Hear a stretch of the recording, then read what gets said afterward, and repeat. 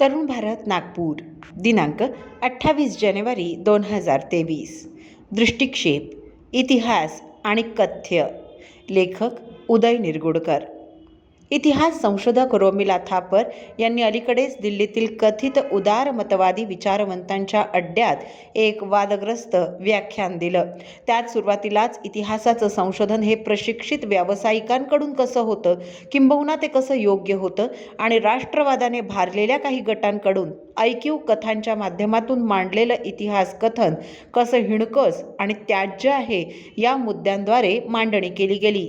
त्याचा हा खास समाचार. रोमिला थापर यांचं वय आज 90च्या घरात आहे. त्या इतिहास संशोधक आहेत. जवाहरलाल नेहरू विद्यापीठात त्यांनी अनेक वर्ष अध्यापन केलंय. अशोक आणि मौर्यकाल हा त्यांच्या विशेष अभ्यासाचा विषय दिसतो.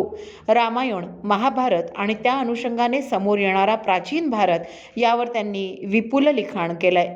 मोठी ग्रंथसंपदा त्यांच्या नावावर आहे. या त्यांच्या कर्तृत्वामुळे ऑक्सफर्ड सारख्या परदेशी विद्यापीठांनी आणि कोलकाता सारख्या देशी विद्यापीठांनी त्यांना मानद डॉक्टरेट देखील प्रदान केली आहे. त्यांचे अनेक लेख, भाषणं, भूमिका कायमच वादग्रस्त राहिल्या आहेत.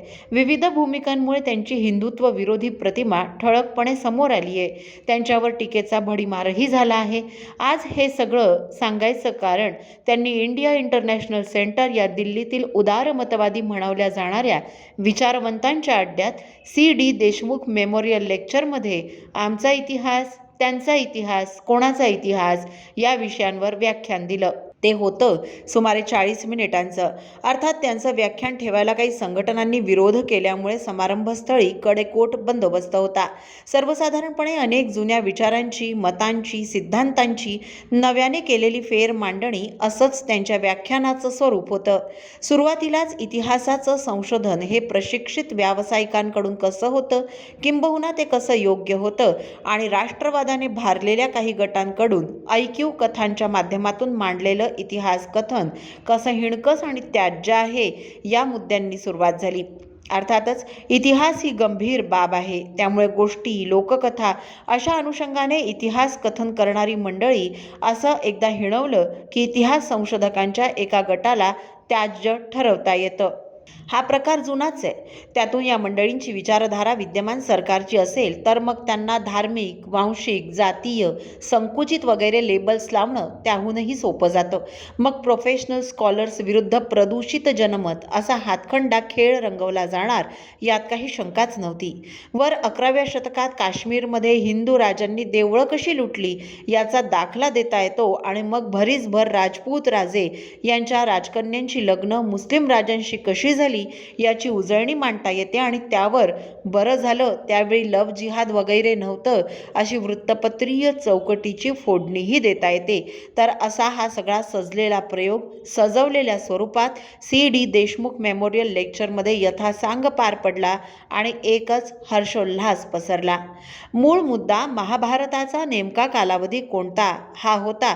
कारण युधिष्ठिराने सत्य आणि अहिंसेचा आदर्श सम्राट अशोकाकडून घेतला अशी मांडणी झाली आणि महाभारतावर सम्राट अशोकाची गडद सावली पडताच वैचारिक गोंधळ, वादविवाद आणि हमरीतुमरीला सुरुवात झाली. निसंशय हे विधान वादग्रस्त, त्यामागे कथ्य अधिक वादग्रस्त आणि त्यामागचा हेतू तर त्याहून अधिक वादग्रस्त आहे हेच समोर आलं. या मांडणीचा एक भाग म्हणजे देशात सर्व काही बुद्धिस्ट होते आणि नंतर ब्राह्मणांनी ते बदलून सोयीस्कर केले. त्याकरिता साम, दाम, दंड, भेद अशी सर्व साधनं वापरली. खरं तर ती रोमिला थापर यांनी यापूर्वी देखीलही मांडणी केली आहे. या मांडणीमागचा हेतू ध्यानात आल्यावर ही चर्चा इतिहास संशोधनाची न राहता राजकीय होते. म्हणूनच तथ्यांच्या फेरमांडणीच्या आणि पुराव्यांच्या अनुषंगाने कथ्याचे प्रतिवाद म्हणून, हेतूंची शहानिशा म्हणून याची दखल आणि प्रतिवाद आवश्यक ठरतो. ब्रिटिश कालावधीत निर्माण झालेल्या इतिहासकारांनी या देशाच्या कालखंडाचे विभाजन करताना इस्लाम, हिंदू आणि त्यानंतर ब्रिटिश आणि मग स्वराज्य अशी मांडणी केली. त्यातून भारतीयांमध्ये जे काही इतिहास लेखन झालं ते अर्वाचीन काळात. प्राचीन काळचं इतिहास लेखन हे बहुतांशी राजदरबाराचे इतिहास लेखक, परदेशातून आलेले प्रवासी, विद्यार्थी आणि उपलब्ध असलेलं लोकसाहित्य यांच्याच अनुषंगाने झालं. इतिहास लेखन करणारे पौराणिक कथांकडे आणि पुराणांकडे अत्यंत संशयाने बघतात. ही वस्तुस्थिती आहे. अशा पौराणिक कथांना कोणताही इतिहास नाही, त्याचे सापडलेले पुरावे वादग्रस्त आहेत, किंबहुना ते खरे नाहीत असं मांडणं सोपं जातं. कारण काळाच्या ओघात बऱ्याच गोष्टी नष्ट झालेल्या असतात. मग पुराण काळातील मांडणी ही कशी धार्मिक आणि जातीय होती असं एकदा मांडलं की मग वाटणी करणं सोपं जातं. तेढीचं बीज सहज रोवता येतं आणि या कथ्याला एकदा ऐतिहासिक बनवलं की समर्थन करणाऱ्या साजिंद्या बाजिंद्यांकडून ते सहज रुजवता येतं. हा जामानिमा गेली अनेक वर्ष बिनबोभाट सुरू आहे. अशा वेळी आस्था, श्रद्धा हे विषय हिणकस आणि त्याज्य आहेत आणि आम्ही केलेल्या पुराव्याचं संशोधन कसं थोर हे दाखवण्याची चढाओढ लागते. इटेन या ब्रिटिश इतिहास संशोधकाने तर मुसलमानांच्या 800 वर्षांच्या जुलमी राजवटीत फक्त 50 ते 60 देवळं तोडल्या गेली अशी मांडणी केली आहे, ज्याचा पुनरुच्चार आणि पुरस्कार या थापरबाईंनी यापूर्वी आणि ताज्या भाषणातही केला आहे. मुसलमानांनी हिंदू देवळं, पवित्र स्थानं तोडण्यामागे राजकीय कारणं होती, त्यात धार्मिक असं काही नव्हतं आणि घडलेल्या घटना या अगदीच किरकोळ, अदखलपात्र आणि चिरकुट स्वरूपाच्या होत्या असं मांडलं की मग हिंदुत्ववाद्यांची मांडणी म्हणजे आक्रस्ताळी आरडाओरडा आणि समाजविघातक वृत्ती दाखवणं सोपं जातं. तरी पुन्हा मंदिराच्या विध्वंसाचे दाखले समोर आले तर प्रत्युत्तर म्हणून सतीप्रथेचं चित्र मांडलं जातं आणि बुरसटलेपणाचा शिक्का मारण्याचा अधिकार आपोआपच प्राप्त होतो. हजारो वर्षे वैविध्य आणि विषमतेने भरलेला हा देश एकसंध टिकला हे सत्य नाकारता येत नाही. या विद्वान संशोधिका याविषयी कधीही बोलल्याचं आढळत नाही. रोमिला थापर यांनी आपल्याला संस्कृत येत नाही हे स्वच्छपणे कबूल केलंय.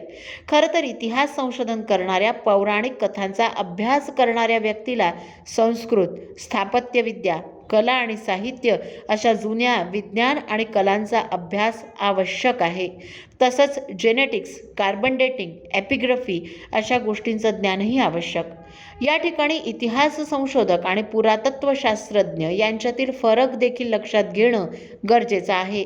अनेक ठिकाणी पुराणकालीन हिंदू संस्कृतीच्या खुणा सापडतात, तेव्हा ही मंडळी सोयीस्करपणे दुर्लक्ष करतात.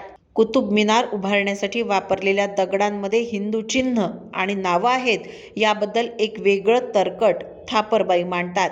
बांधणारे कारागीर हिंदू होते म्हणून ते तसं असेल असं कथ्य मांडलं जातं. पण मग मुस्लिम धर्मशास्त्रात मंदिरं आणि मूर्तीपूजकांविषयी काय लिहिलंय याविषयी त्या भाष्य करताना दिसत नाहीत. इतर अनेक ठिकाणी मंदिरं पाडून त्याच दगडांचा आणि त्याच जागेचा वापर करीत मशिदी उभ्या केल्या हे सत्य उजेडात येतं तेव्हा त्यांचं भाष्य समोर येत नाही. दुर्दैवाने अनेक ऐतिहासिक वास्तू या मुस्लिम काळात बांधल्या गेल्या असा समज आपल्याकडे दृढ आहे. पण मग तैमूर, बाबर या मंडळींनी आपापल्या देशात असे राजवाडे उभे केले, भव्य स्मारकं उभी केली, हे का दिसत नाही? या देशात आक्रमण करायला आल्यावरच त्यांना अशा भव्य दिव्य वास्तू उभारण्याची प्रेरणा कशी मिळाली हे कोडं आहेच. बहुतांश आक्रमकांचा इतिहास हा रानटी टोळ्यांचा आहे. धर्मप्रसार आणि धर्मवेड ही त्यांची प्रेरणा आहे.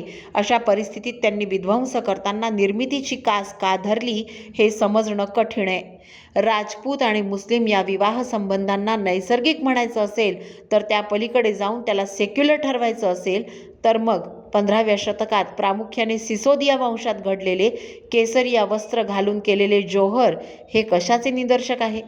हा वैचारिक गोंधळ नेमका कशासाठी घातला जातोय? या देशातील मंदिरं मुस्लिम आक्रमकांनी उद्ध्वस्त केली, त्यांना सेक्युलर ठरवण्याचा आटापिटा कशासाठी? कमाल म्हणजे गजनी, अकबर, खिलजी, औरंगजेब यांना सेक्युलर ठरवायची इथल्या काळातल्या विचारवंतांना घाई झाली आहे. या अतिरेकी सेक्युलर इतिहास संशोधनातून गजनीच्या मोहम्मदाने केलेला सोमनाथ मंदिराचा विध्वंस देखील एक राजकीय आणि आर्थिक बाब ठरवली जाते. हिंदू भाविकांवर यात्रेसाठी लादलेला जिझिया कर हा देखील आर्थिक दाखवला जातो. अशी तकलादू कथ्य गेली अनेक वर्ष मांडली जात आहेत. वर्ष 2014 पासून या देशातील बदललेल्या वातावरणात त्यांचा आवाज आणि क्षमता क्षीण होतीये. नवी पिढी अशा कथ्याला भीक घालत नाही हे मोठं सुदैव आहे. अशा इतिहास कथनाच्या कथ्याला सत्याचा आणि पुराव्यांचा प्रकाश दाखवण्याची संधी या भाषणाने दिली याबद्दल आयोजकांचं कौतुक आहे. दृष्टिक्षेप या सदरातील उदय निरगुडकर यांचा हा लेख आपण तरुणभारत.net या संकेतस्थळावरही ऐकू शकता.